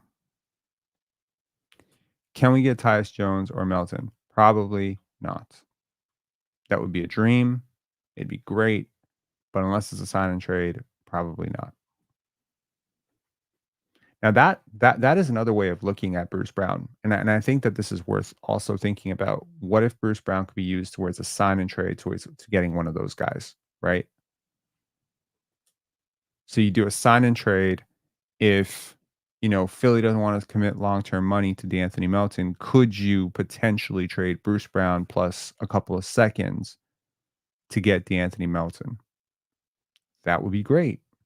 That would be fucking fantastic. So 4-year deal, D'Anthony Melton. I would do that in a heartbeat if the Sixers were interested in Bruce Brown at all. So like again, there's a team out there that has the right to sign these players because they have their bird rights, like a Markel Fultz or whatever, right? So if that deal could be restructured in that sense, even a DeMar DeRozan, right? And I'm not saying we should go out and get DeMar DeRozan, but like of the players that are remaining, Markel Fultz, right? Now let's say Markel wants more than what we have, but we have something that the Orlando Magic need, right? So Orlando could sign Markel to a 14 million 3-year deal at 14 million a year, which would be reasonable for Markel, I think. So that's a little bit more than we could outright get him for. And then we could just trade them Bruce Brown. So they get the short-term deal at a position of need, and we get the longer term position of need. Like it helps both sides. I'm sure the Raptors are very, very busy right now. I know people are like, "Oh my god, nothing's happening. It's all quiet." Blah blah blah blah blah blah blah blah blah blah. But it totally works. So sign and trade Gary for Fultz. So technically, it's difficult at this current time to incentivize a team to do a sign and trade when they have outright cap space. It's when teams don't have cap space that sign and trades can be heavily incentivized. Right now, for instance, the Chicago Bulls don't have a boatload of cap space, and so DeMar DeRozan can be incentivized in a sign and trade to, say, the Los Angeles Clippers for Norman Powell, where you get to keep something, you get an asset back, that's worth something that you can trade down the line. Contrary to what people think, it's not overly desirable to work as a below the cap team, precisely, unless you are using your cap space. It is sometimes just helpful to be slightly above. Quiet on the surface and chaos in the background. I completely agree. Sign and trade only works for teams without cap space. Correct.